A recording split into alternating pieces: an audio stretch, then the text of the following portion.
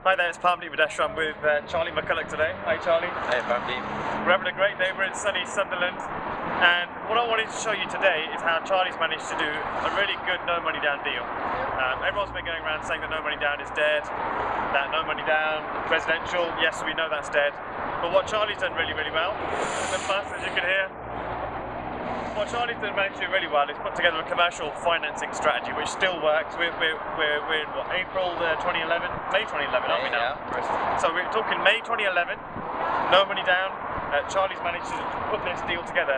Now if I just show you, there's two buildings that Charlie's buying no money down. There's the red bathrooms, which we're going to take you into first, and then there's the one next door, the Modec building, which we're going to show you second. Red bathrooms is producing £850 a month clear net cash flow after all your costs. Yeah, that building, yeah. With a commercial unit downstairs and a 6-bed HMO upstairs. Yeah. And Charlie's then going to be buying the Modec building, just in the process of buying the Modec building next door, which is going to add another £1,250 a month cash flow. Yeah. So altogether, that's £2,000 a month cash flow, no money down. Beautiful, really well done. And you're using a very unique commercial financing strategy, which we're going to talk about when we want to go inside.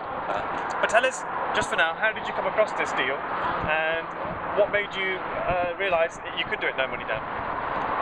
Well, the first thing, I came across the deal by speaking to a fellow in the cafe next door. The George's Community Cafe. Okay. I gave him my card. I told him that I was a property investor, and we chatted a bit about the development they'd done next door. And he took on board what I was saying, and he called me about 2 months later and said the property next door is for sale. Right. So I got in touch with the sales agent, met the vendor, and it just went from there. Brilliant. It was a big property, very hard to conceive at first because it was a very large commercial space. Yeah. On several floors, as well as an existing HMO. So once I'd been able to get my head around that and work out that the only thing I could really do anything with was the HMO at that time, that's what we did. We went forward and took that forward. You did a fantastic job. I think for people watching this who are still wondering, can you do no money down deals, and how can they be done? It's going to be really good with the next part of the video. We're going to be taking you inside and showing you how that works. So should we go inside and tell the guys how it's been put together? Okay, let's go. Okay, we're now in the property that, as I mentioned outside, is producing £850 a month cash flow for Charlie here. Really impressed by that, because what I really like about your business model is you're able to use commercial funding to be able to do no money down deals. So you've got yourself this whole building here. We're actually upstairs on the first floor at the moment, where this is the HMO part producing about £700 a month cash flow, and you've got a commercial part downstairs producing another £150 a month cash flow, which is fantastic given that you've not had to put anything in. Very impressed. So tell us, for somebody who's watching this video and is thinking, okay, we all know residential no money down is pretty much dead. You've been able to utilise and form a very unique business model that allows you to use commercial funding to be able to do deals like this. Tell us, how does it work, and what's the important things that people need to know to do something like this?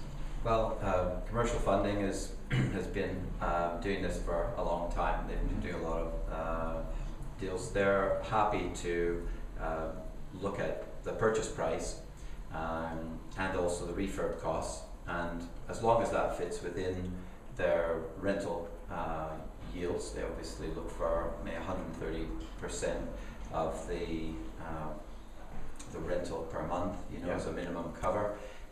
And the unique thing about commercial finance is that they work it out as an investment rather than the bricks and mortar value.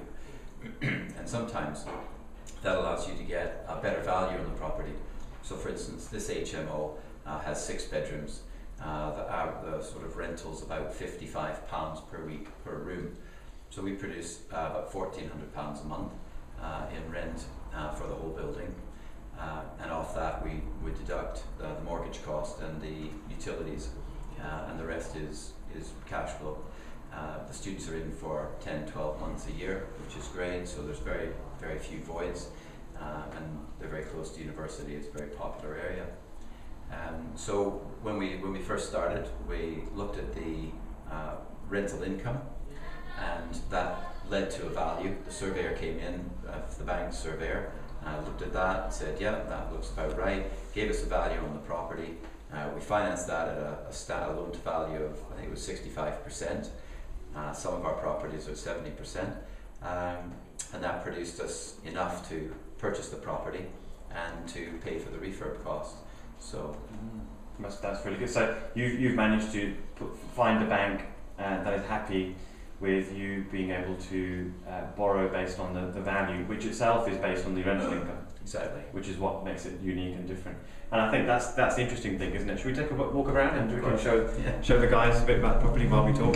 So what's really unique about this is you've managed to figure out that with the right kind of income, you can get no money down and just carry on doing deals like this. And you've got a very, very good relationship with your bank. Absolutely. So these are a couple of the rooms? I've got 3 rooms here along the front. They are out towards the street, all double glazed, and so the noise isn't too bad. And then we've got through a common room through here. Go up to you. Okay. So the common room here is for all the guys to kind of share. Yeah. There's another room straight ahead, as you can see, to the right. We'll go into the common room and the kitchen. So here we are. Students hard at work. Wait for the camera, guys.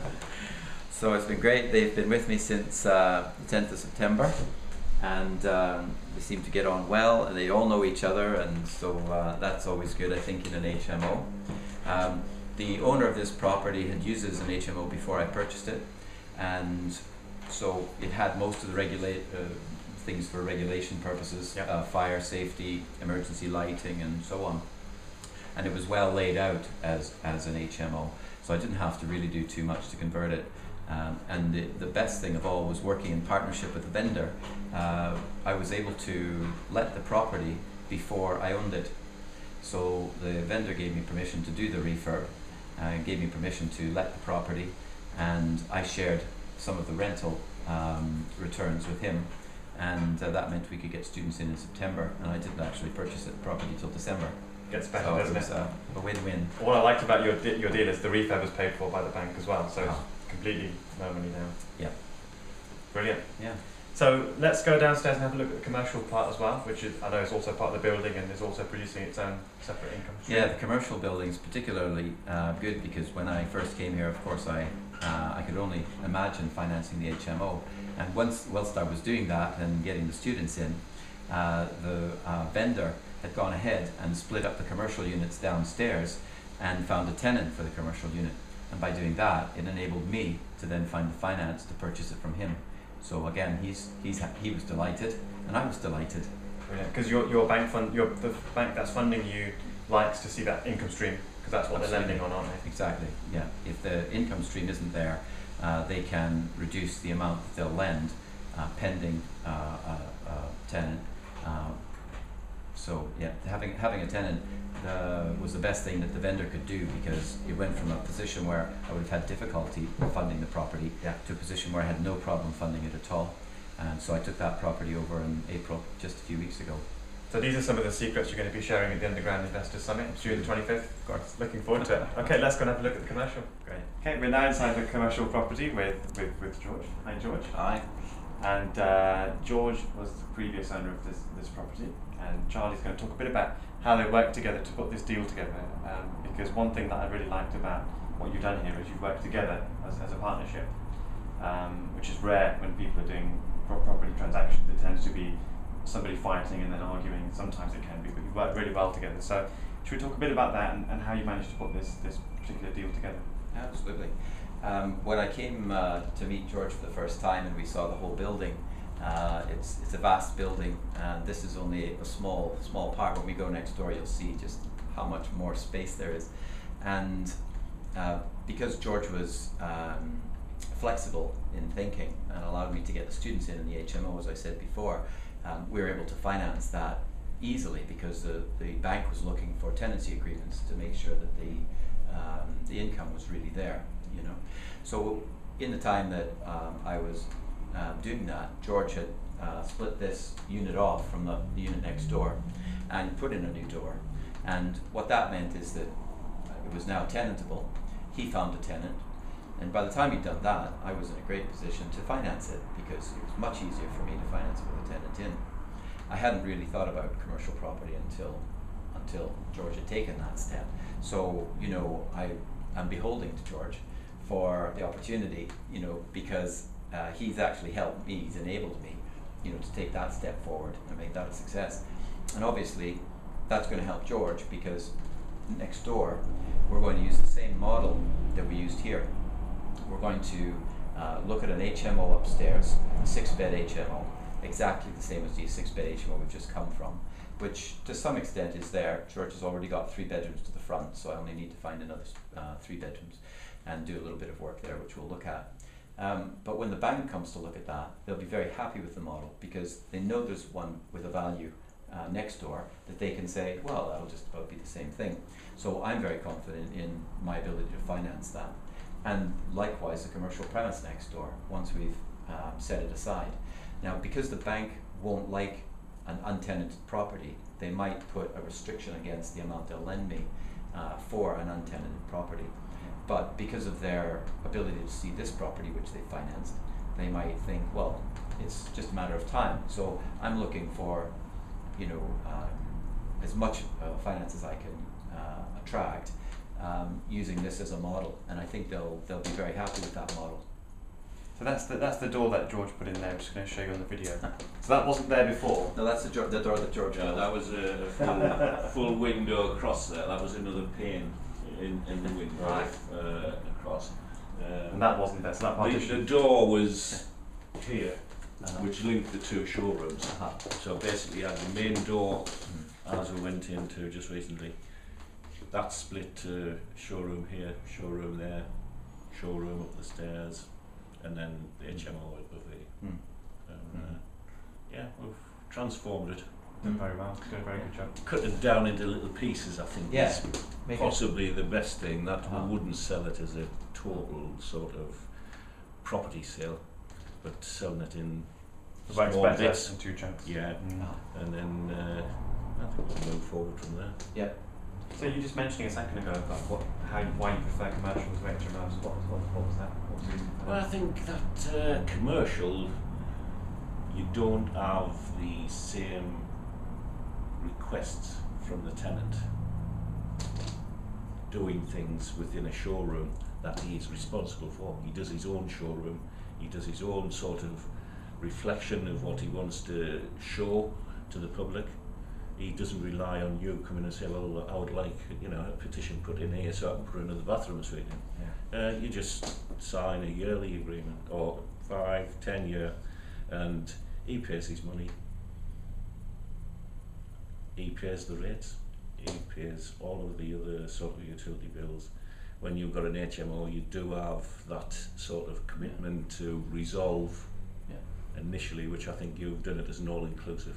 Yeah, I've done it. I've done the utilities included, but to give you an example, I have to have a cleaner go in every month to do the electrical and the fire safety, and she also does obviously cleans, but she also monitors, you know, the situation. So there's a lot more maintenance involved in management. What George is saying is absolutely right. The tenant, although I make a small cash flow here comparatively to the HMO, the tenant pays for the building's insurance. The tenant pays the rates, the tenant pays for all the refurbishment. Anything that goes wrong, he pays for. If the plumbing goes wrong, he has to pay for it. So effectively, the money I get is net of all costs. So it's not a typical cash flow where you might have to pay for a roof to be repaired or something else. In fact, he's jointly responsible with with me for the roof of the building. So and that's a good thing about the commercial. It does make it better. Okay, brilliant. And the length of the lease, of course, is good as well. You're in a 5-year lease, haven't you? Well, it's a 5-year break for the tenant. It's a 10-year lease, so we're not necessarily sure he's going to be here in 10 years, but you know, it gives us security, and it gives the bank security. So when we go to the bank and say we've got a 10-year lease with a tenant, and he's doing well in business, and he's paying his rent on time, then they say, that's good. So that's a secure cash flow. Whereas if we go with, say, a residential buy-to-let, they say, well, we're going to give you 10 months of the year against that because 2 months will be void. And you know, they start looking at all the dilapidations and all the other things. But with a commercial property, as George has said, everything's paid for by the tenant. So the dilapidations is full repairing and insuring lease. Great. Should we have a look at next door? Yeah. Okay. We're now upstairs in the second commercial building. As you can see, it goes back. We'll show you on the camera. It goes back a fair way, doesn't it? It's about twice as big as the next door building. These are the 3 rooms to the front, so it pretty much kind of replicates the building we just saw. 1 bedroom, 2 and 3 here, facing the front. This was all part of the previous showroom. Now, what are you going to do with this particular part of the building? Well, we'll take, this room will be a lounge kitchen. So the kitchen will be in this area. We'll probably put a bathroom here. And we've got the kitchen there, and it looks into a window well, just to give some light. Have a look? Yeah. This doesn't look much right now because it was a former office, but as you can see, there's a little bit of space for a nice kitchen, and that'll go through to the lounge, and they've got a window well here, which will make attractive for the space. And they've got another flight upstairs, another space upstairs by a flight of stairs, which will have 3 more bedrooms upstairs. Yeah. So altogether, how many bedrooms in this particular building? So this is the front. This is the front half. So we're mirroring the 6-bed HMO next door. So we've got 3 bedrooms on this floor, and we'll put 3 bedrooms upstairs, and this will be self-contained. It's an HMO with the entrance off the front street. And after this is done, next year we'll renovate the back half on this level, 1st and 2nd floor, and we think we'll get 5 or 6 bedrooms there as well. That takes a bit more effort because we've got to go through planning and so on. For this, we won't have to go through planning. So about 17 odd rooms then? Yeah, in total. Yeah, something like that. Okay, Charlie, we're now in the building next door, and this is going to be an exact mirror image of what you've done next door. Exactly. It's got a front half and a back half. So the front half will be a mirror image of next door. We'll have an HMO on the 2 stories above, 1st and 2nd floor, and we'll have a commercial unit here on the ground floor. It'll be a little bit bigger than the commercial unit next door, but not by much. And you're going to we're just going to show you the front door here. So this door is going to lead to the HMOs. Yeah, that's upstairs, the HMOs, because there's a stairway. You're going to block you're going to block this off, yeah. Yeah. And you're going to have another door. Yeah, in one of those panels. One of the panels there. Yeah. Got you. So that will be a separate commercial unit. Yeah. This will lead up to the HMOs. Exactly. So that will allow you then, again, to use your very unique financing model to have a semi-commercial HMO operation upstairs, commercial operation here. Once they're let, you can then get your specialist finance. Absolutely. To do the no money down stuff. Yeah, yeah. Hopefully I'll even get the finance before they're let, but we'll have to see.